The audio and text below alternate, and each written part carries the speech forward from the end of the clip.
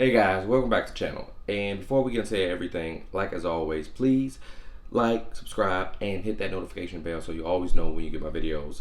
And again, please hit that subscribe button and leave a like because it helps the channel grow and it's much appreciated. And as always, this is also going to be available on Spotify, and a link for that version is going to be in the description down below so you can listen to this wherever you go. So with that out the way, today I'm going to be reviewing The Flash. Now, The Flash is directed by Andy Muschietti and stars Ezra Miller, Sasha Calle, Michael Keaton, Ben Affleck, and Kiersey Clemons. Now, let's get into it.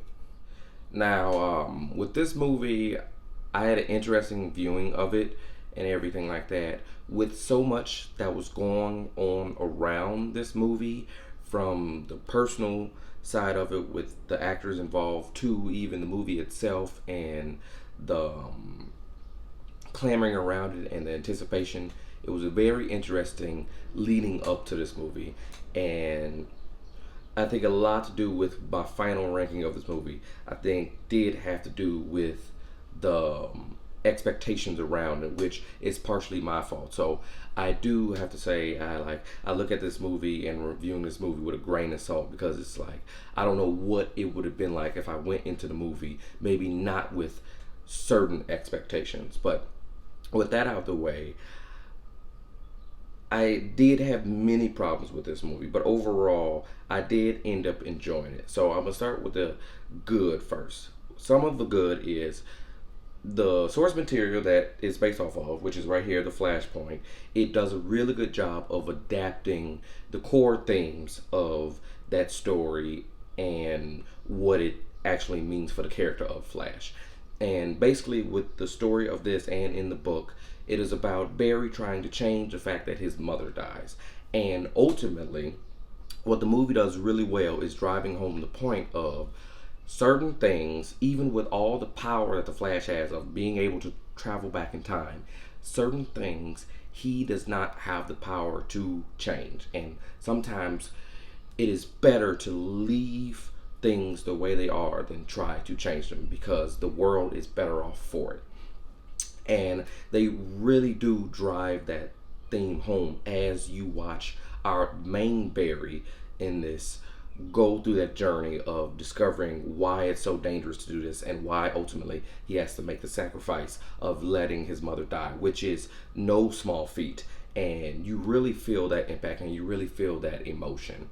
And it is doubled because you also feel that emotion through the second Barry that we eventually meet, that Ezra is playing, which he also does a very good job of portraying somebody that's younger and stuff like that, a little bit more naive, who hasn't lost their parents and hasn't gone through these traumatic events. And you see him also get to a point where he matures and where that lands. But overall, I really did like that, of driving home the theme of what the Flashpoint story is truly about and everything like that. And Andy Muschietti does a great job of showing the Flash's powers and showing his power set and showing that he's not always all powerful, and it does have its drawbacks of being able to run at these speeds. So that was another aspect that I really like from this movie and from Andy Muschietti.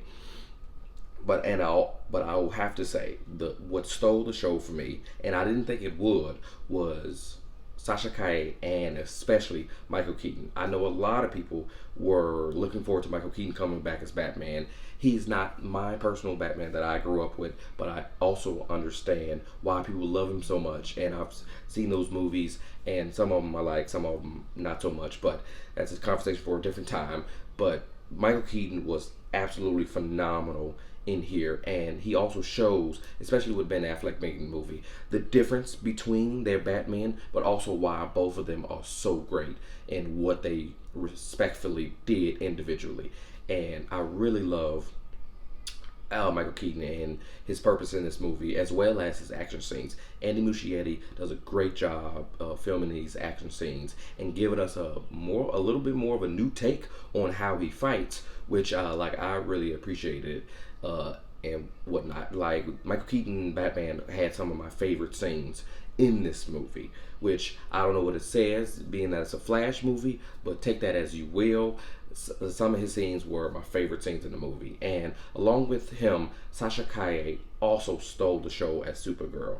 She gets introduced late, but even with that, she is so magnetic on the screen that you can't stop looking at her, and like she plays a very different version of a Kryptonian that is sent to Earth, and it has purpose of what she's gone through and what happens on Earth, but ultimately she still ends up being willing to help. And I think that is such a fine line that she plays perfectly. And again, she is a wonderful as Supergirl, and I hope they bring her back as Supergirl. So Michael Keaton and Sasha Calle were also scene stealers for me, and I absolutely love them. So that is, for the most part, a lot of the good that I had with this movie. Now, unfortunately, that's for the most part where it stops, because ultimately it is many things about this movie that kept it from being a really great movie to me. And one of those aspects was the CGI. The CGI was, plain and simple, very bad. Very bad in certain situations. Some situations it looked fine. In other situations it was very noticeable that the CGI was very bad. And with CGI being so bad, sometimes it takes you out of the movie. And this was a type of CGI that distracted me and took me out of the movies sometimes when like I had to kind of lock back in. So that was an aspect that really nagged me throughout, especially with it was very multiple scenes and multiple things that happened in this movie. I won't spoil it, that happen that use heavy CGI that is needed in there, and it just does not look up to par. So that unfortunately was a very negative for me from this movie. And ultimately, I did not know how much humor was going to be in this, and for me, I don't skew toward humor with these movies a lot of time. I know that's a personal choice, and I get that. So this is very much more personal thing where it's like a lot of the humor in this for me, for the most part, worked, but it was that type of humor where it weared thin very quickly for me, especially in the opening. Is the certain things that happen alongside with CGI not helping it. The humor also got me to a point where I was just like, okay, how long is this going to go? And certain moments like that happen throughout the movie where they make a joke and it's funny, but then it kind of just keeps going, or certain things kind of just like try to hammer home this is a joke, and it's just like it kind of wears thin for me personally. So that's another negative.